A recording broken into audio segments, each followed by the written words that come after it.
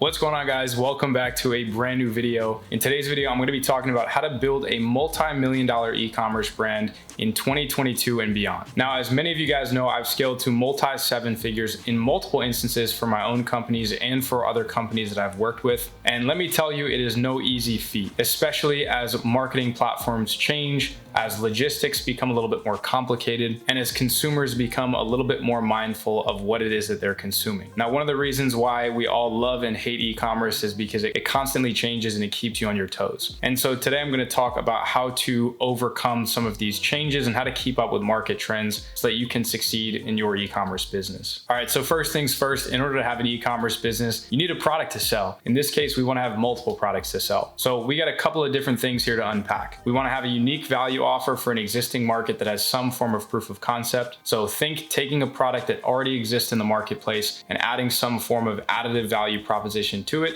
so that you can either charge more or you can reach the exact same customers who might have already purchased those things, but your product is a deviation of it, or it's a variant that's different enough to where they would be interested in purchasing your product even after having already purchased other products that are like it. You want to have a mass market appeal for your product, but you want to make sure that it's segmentable. So a good example of this is you can be in the pet niche where it's absolutely mass market and everybody's got pets, but maybe you're able to target different types of pets or maybe different breeds of a specific animal in order to get really hyper targeted and hyper focused on a specific demographic at a time. The more personalized you can create your experience for your customers, the more likely it is for them to stick around and buy other products that you might launch in the future. You want to have a passionate market, right? You want to be able to position your product in a way where the customer thinks that they need the product as opposed to just want it. Because when you can create a product where you can position it as a need, it creates a much stronger emotional response. And it's also something you have to be mindful when it comes to interruption-based marketing. Because if it's something that they can go to any store for, or they can go to any website, or they can maybe even just get it in a couple of days off of Amazon, then the likelihood of your business succeeding in the long term is not too hot. You want to have multiple products that are associated with your brand so that when a customer purchases one,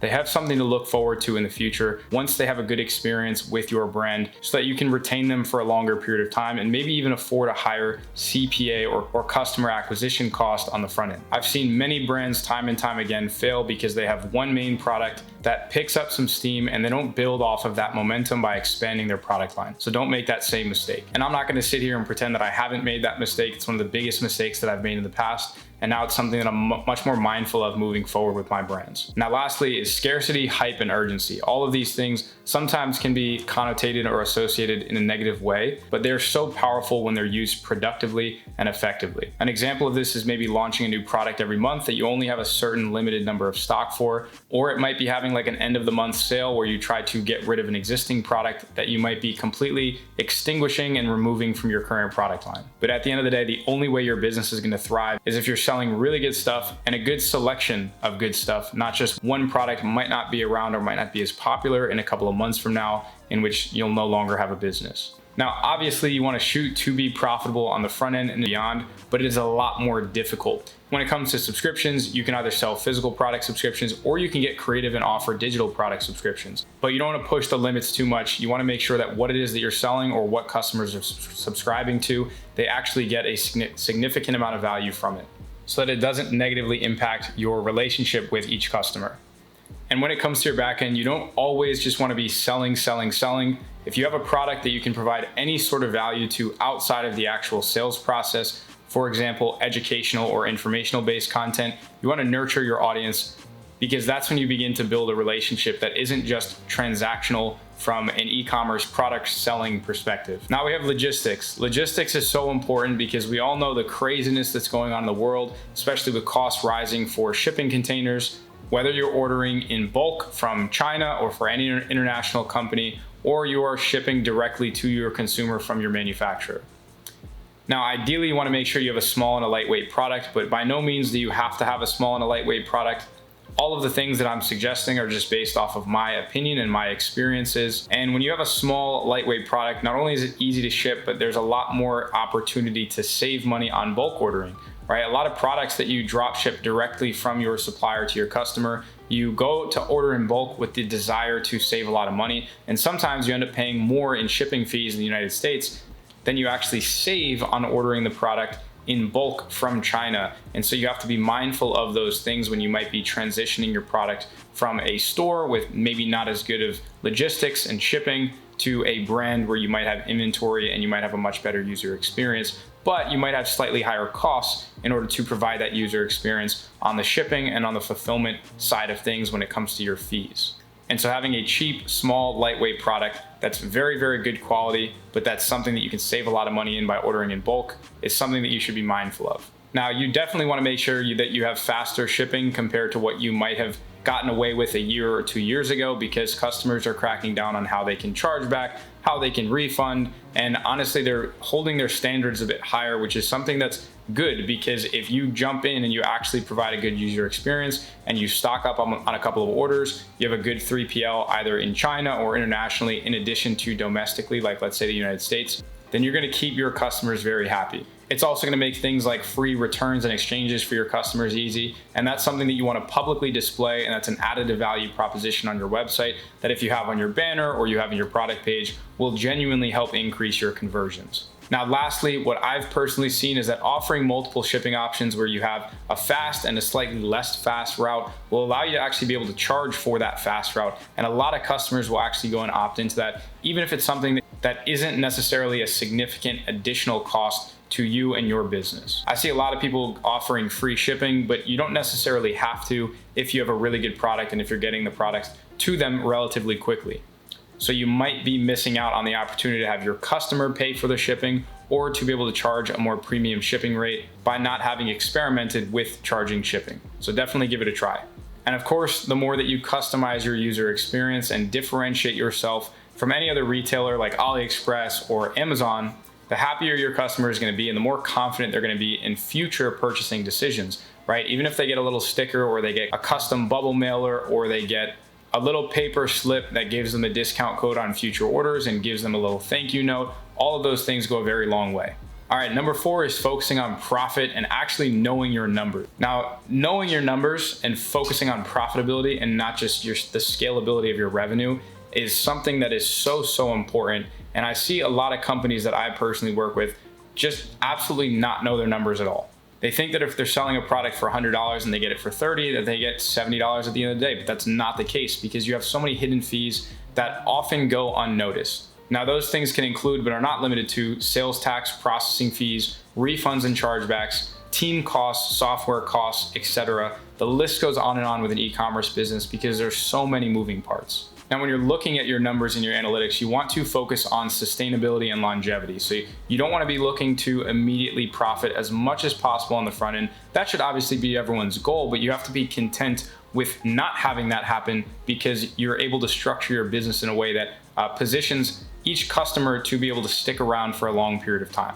That's going to help in positioning your brand for an exit and in increasing your brand's valuation so that you have more expansion opportunities. Now, there's a lot that goes into positioning a brand for an exit that we're not going to cover today, but it's really important just to make sure that you run a business that someone from the outside looking in would be really confident in joining or in even purchasing if the opportunity arose. You don't want to have things that are too clunky or inefficient, have large overhead costs and a crazy amount of operational things going on that would make it very difficult for someone else to come in and replace you. You always want to position your business in a way where if you were to die tomorrow, which is an unfortunate thing that would happen, but in the event that it did, you want someone to be able to come in, take over, and not have some insane learning curves because the systems are already in place for the business to kind of take care of itself.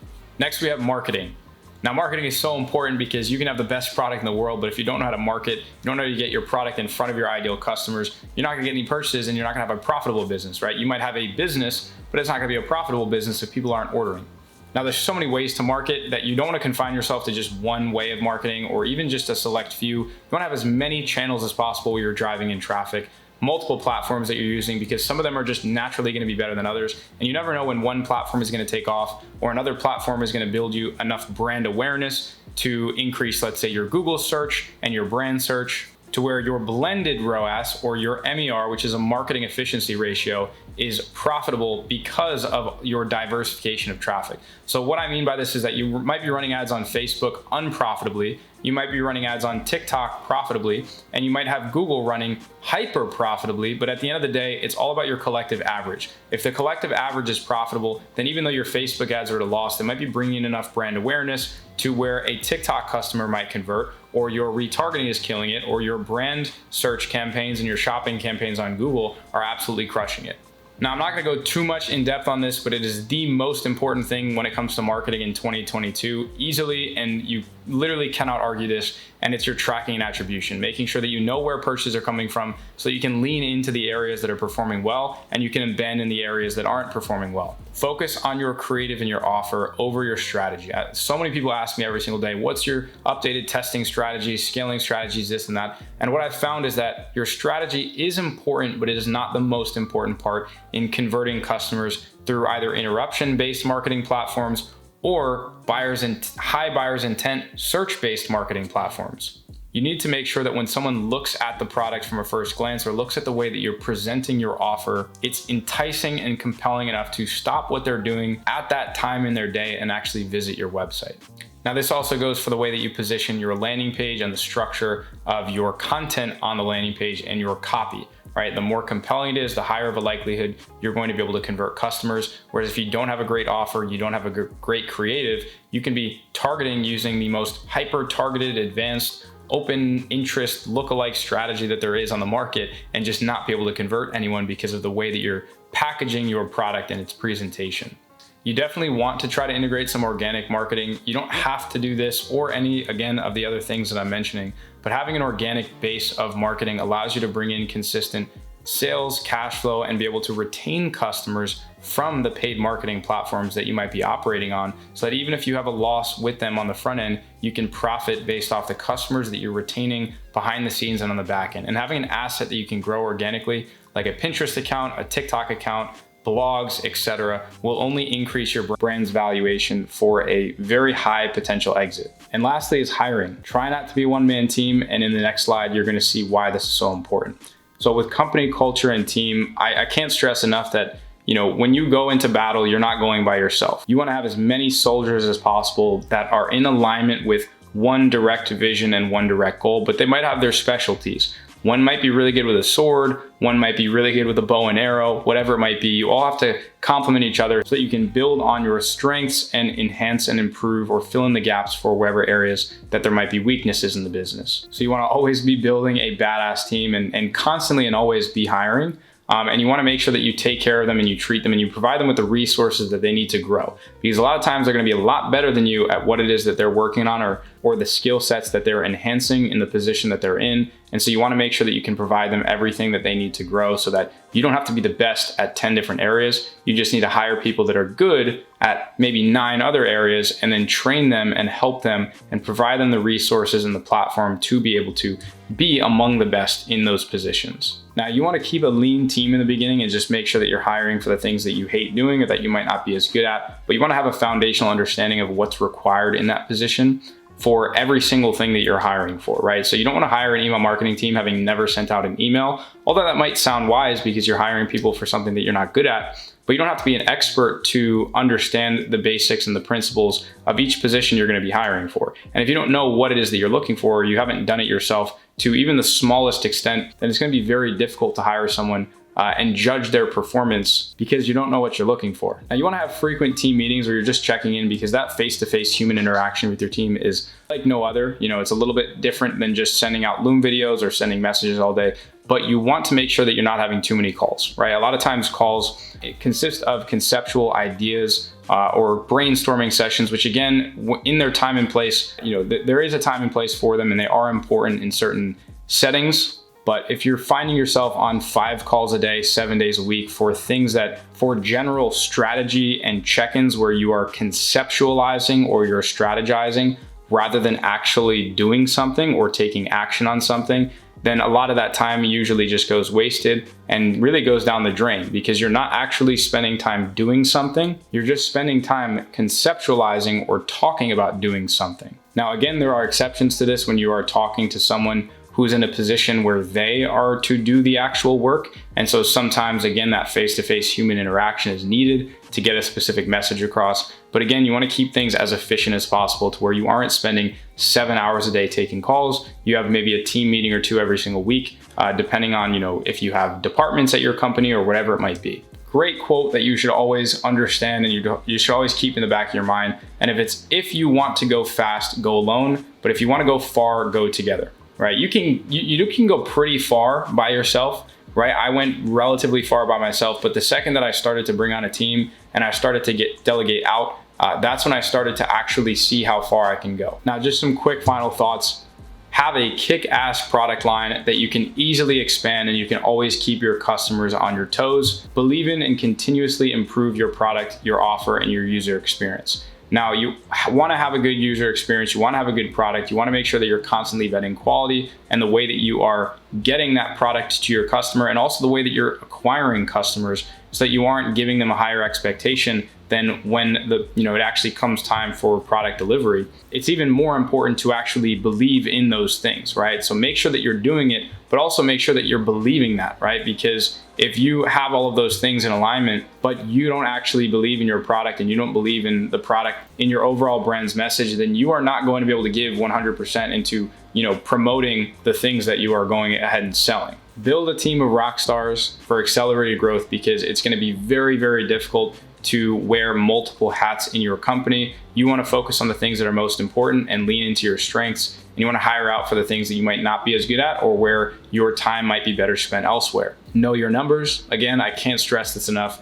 And focus on content and LTV optimization. Position your business as if you physically could not profit on the front end, and the best that you're going to get is break-even results on the front end, so that you can adjust to market volatility, right? So if Facebook decides not to be profitable tomorrow, you want to make sure your business is structured in a way that they can withstand those fluctuations. I can't tell you how many messages that I get that are like, hey Kyle, are you getting a bad day on TikTok today? Hey Kyle, has your Facebook week just been absolutely trash for your brands? And the answer is sometimes yes, right? Sometimes marketing platforms are fluctuant. In fact, they're always fluctuant. You might get a 5 return on ad spend today and a 1.5 tomorrow. And that's where the actual structure of your business is so important, right? If your business is structured to not rely or depend on one marketing channel, or to not depend or rely on being profitable on the front end, you are going to go so much farther. So yeah, that's pretty much it for today's video. I know it might have been hard to see me because of this crazy lighting, but thank you for sticking around, and I'll see you in the next one.